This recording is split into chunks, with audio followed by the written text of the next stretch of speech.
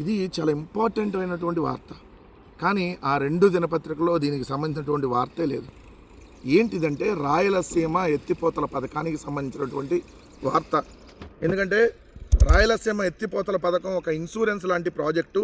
మన వేలితో మన కంటినే చంద్రబాబు నాయుడు పొడుస్తూ ఉన్నాడని చెప్పి నిన్న గ్రేటర్ రాయలసీమ రౌండ్ టేబుల్ సమావేశం జరిగితే దాంట్లో వైఎస్ఆర్ కాంగ్రెస్ పార్టీ జిల్లా అధ్యక్షులు, మాజీ మంత్రులు, మాజీ ఎమ్మెల్యేలు, ఏదైతే వైఎస్ఆర్ కాంగ్రెస్ పార్టీకి సంబంధించినటువంటి ఎమ్మెల్యేలు, ఎంపీలు, వీళ్ళందరూ, మాజీ పిసిసి అధ్యక్షుడుగా వైఎస్ఆర్ కాంగ్రెస్ పార్టీ, ప్రస్తుతం వైఎస్ఆర్ కాంగ్రెస్ పార్టీలో ఏదైతే ఇప్పుడు రాయలసీమ లిఫ్ట్ సాధన కోఆర్డినేటర్గా ఉన్నటువంటి సాకే శైలజానాథ్ గారు, ఇలా అందరూ నిన్న పార్టిసిపేట్ చేసి రౌండ్ టేబుల్ సమావేశంలో కీలకంగా సజ్జల రామకృష్ణారెడ్డి గారు, ఎంతమంది నిన్న పార్టిసిపేట్ చేసి ఆ రాయలసీమకి చంద్రబాబు నాయుడు గారు చేస్తున్నటువంటి అన్యాయాన్ని, ఏదైతే రేవంత్ రెడ్డితో కుమ్మక్కయ్యి రేవంత్ రెడ్డి చెప్పాడని చెప్పి రాయలసీమ లిఫ్ట్ ఇరిగేషన్ని ఆపేయటం, దాదాపు 80% పూర్తయినటువంటి ప్రాజెక్ట్ని, ఏదైతే ఆ ప్రాజెక్ట్ నిర్మాణాన్ని చేపట్టకుండా ఆపేయటం, వీటన్నిటి మీద నిన్న అన్యాయాన్ని ప్రతిఘటించలేని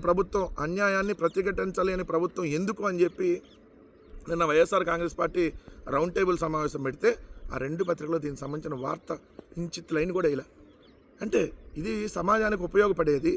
వీళ్ళు సమాజానికి, ప్రజలకి ఉపయోగపడేటటువంటి వార్తల్ని ఏ రోజు రాయరు. ఎవరన్నా మనోభావాలు దెబ్బతిని కంప్లైంట్ ఇస్తే డిఎస్పీ స్థాయి అధికారి నిన్న ఎటకారంగా వాళ్ళు రాసినటువంటి వార్త. ఇలా రాయలసీమ ప్రాంతానికి మణిహారం లాంటి రాయలసీమ ఎత్తిపోతల అంటే రాయలసీమ లిఫ్ట్ ఇరిగేషను దాదాపుగా 101 టీఎంసీలు శ్రీశైలం నుంచి మనం దాదాపుగా 800 అడుగుల నుంచి తీసుకోవడానికి అవకాశం ఉన్నటువంటి ప్రాజెక్టుకు సంబంధించినటువంటి దాని మీద రౌండ్ టేబుల్ సమావేశం జరిగితే అసలు వార్తే వాళ్ళు వేయలేదంటే ఎంత దుర్మార్గం ఈ 2 దినపత్రికలు అనేది మిమ్మల్ని గమనించమని చెప్తా ఉన్నా.